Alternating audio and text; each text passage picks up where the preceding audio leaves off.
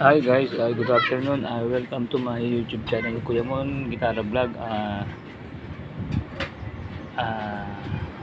Ito lang muna ang content po natin ngayon. Talagang hindi nakapag-upload eh. Ito lang tungkol po sa nagre-relax lang muna ako habang hinihintay ko, naghahain ng misis ko ng tanghalian namin.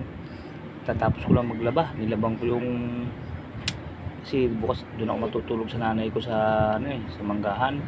Naglaba ako ng pumot na gagamitin ko, yung pumot lang na manipis. Tapos yan, guys, alam nyo kung anong iniinom ko na to. This time hindi po ito kape kasi medyo alam nyo po yung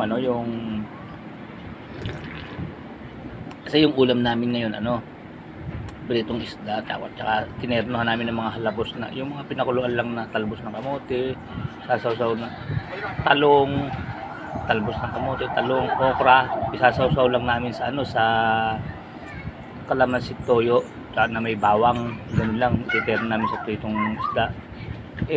Guys, tip ko lang sa inyo, kung subukan nyo lang, healthy naman baka naman sa atin makatulong din sa katawan nyo. Alam nyo yung papakuluan namin yun yung pinagpakuluan nun, alam nyo guys, hindi ko tinatapon, alam nyo. Tapos habang mainit, pagawin nyo siyang parang parang tsaa, inumin nyo. Masarap ka mula sa nasasarapan ako, parang siya yung masarap na tea, masarap na tsaa, yung katas ng okra, talong at saka talbos ng kamote. Ito tuloy, ang dami pa nga, dito pa napuno ko to ko stainless ko lagayan. Tapos yung sobra din nilagay ko dito, yun na iniinom ko ngayon.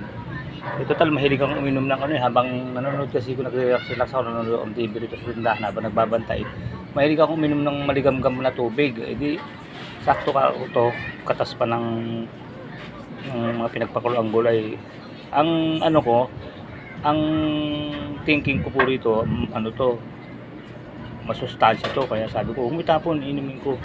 Kasi kinakain na natin ng gulay, di mas pa to dahil juices niya to di ba, pinaka-juice ng gulay. Kaya sabi ko umitapon, inumin ko. Pangalawang beses ko nang ginawa to, noong una tinikman ko, sabi ko ba okay naman pala. Kaya nung matikman ko, sabi ko susunod pagkagaroon, yung kulit, masarap palang gawin parang tsaa. Hindi hamak na mas masarap siyang inumin kaysa sa tunay na tsaa, yung mga Lipton tea, mga ganun ba? Oy, Lipton tea baka naman. Oh. Masarap pala yung pinagpakuluan ng mga ganun, yung talbos ng kamote, okra, ng talong. Tapos inumin nyo habang mainit-init pa talaga, yung para kayo nagtsatsaa. Ang sarap. Tapos inumin ko na. Nagpahabol pa yung misis ko, sabi ganyan. Kung talagang para talagang masustansya, pinatakan niya ng isang kalamansi, yung ginagawa niya sa usawan may sobra pag ng kalamansi. Lagyan mo ng kalamansi para may vitamin C pa Kaya ang lasa ngayon, parang maasim-asim na pa yung konting lasang kalamansi, pambihira. Pero okay pa rin naman, masarap pa rin. Kaselso, shout out, pambihira.